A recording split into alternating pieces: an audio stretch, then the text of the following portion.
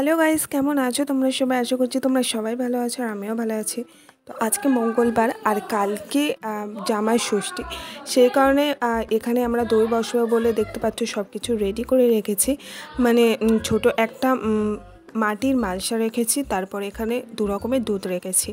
এক রকমের দুধ হচ্ছে দই বানানোর জন্য, সেই দুধটার নাম কি আমার সত্যি মনে নেই। তো তোমরা এখানে গরুর দুধও নিতে পারো, গরুর দুধ কিংবা মোষের দুধ, সেটা অনেকটা ভালো হবে, ঠিক আছে। তো আমি এখানে দুধটাকে ভালোভাবে ফুটিয়ে নেবো আর তার মধ্যে পরিমাণ মতন চিনিয়ে দিয়ে দেবো। তো এখানে আমাদের মোট 2 কেজির মতন দুধ আছে, আর এখানে আমরা 400 চিনি দিয়ে দিয়েছি, সরি 400 না 300 চিনি দিয়ে দিয়েছি। তারপরে এটা মানে আমাদের সব সময় নাড়িয়ে যেতে হবে, কারণ এর মধ্যে সর পড়ে যাবে, আর সেইটা যদি পড়ে যায় তো ভালো দুধটা মানে ভালো দইটা বসবে না। তো তারপরে এখানে আমি এলাচ দিয়ে দিয়েছি, তোমরা দিতেও পারো আর নাও দিতে পারো। তো আর দুধটাকে ভালোভাবে ফুটিয়ে নিতে হবে।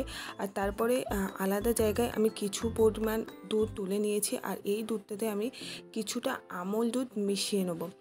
তো আর ভালোভাবে নেড়ে যেতে হবে, তো অনেকক্ষণ ধরে নাড়তে হবে, মানে কিছুটা ঘন হয়ে গেলে তারপরে বন্ধ করতে হবে গ্যাসটা। তো তারপরে আমি এখানে আমল দুধ মাখিয়ে ভালোভাবে গুলে নিয়ে তার মধ্যে দিয়ে দিয়েছি। আর নিয়ে নিয়েছি একটা টক দইয়ের আর একটা মিষ্টি দইয়ের খুলি নিয়ে নিয়েছি, বাট টক দইটা দেখতেই পাচ্ছ পুরোটা কেটে গিয়েছে, তো এটার ইউজ করা যাবে না। তোমরা চাইলে মিষ্টি দইও দিতে পারো, বাট আমি এখানে মিষ্টি দই দেবো, কারণ দেখতেই তো পাচ্ছ যে টক দইটা খারাপ হয়ে গেছে।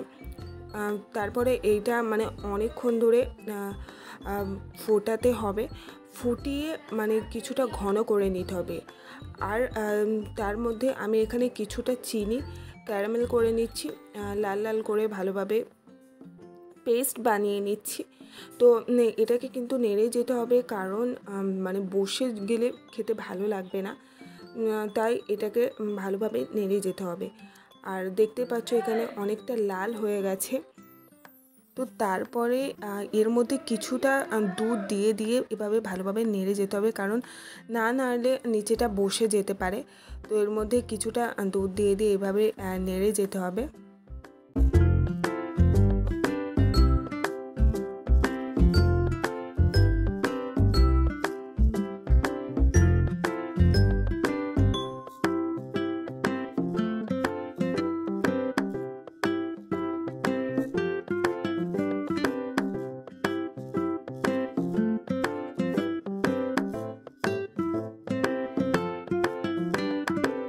তারপরে পেস্ট বানানো চিনিটা নিয়ে আমাদের এই দুধের মধ্যে দিয়ে যেতে হবে।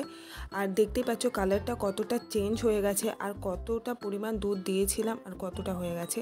তো তারপরে আমরা এখানে নামিয়ে নিয়েছি। তো এভাবে আমাদের জিনিসটাকে ঠান্ডা করতে হবে।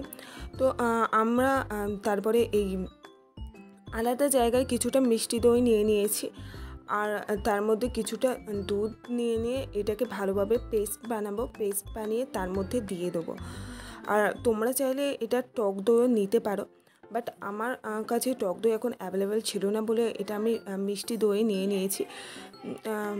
আর মিষ্টি দই নিলেও যে জিনিসটা ভালো হবে না তেমন নয়, জিনিসটা ভালোই হবে। তো তারপরে আমি দইটাকে ভালোভাবে দুধের মধ্যে মিশিয়ে নিয়েছি, আর এভাবে নাড়িয়েই যেতে হবে।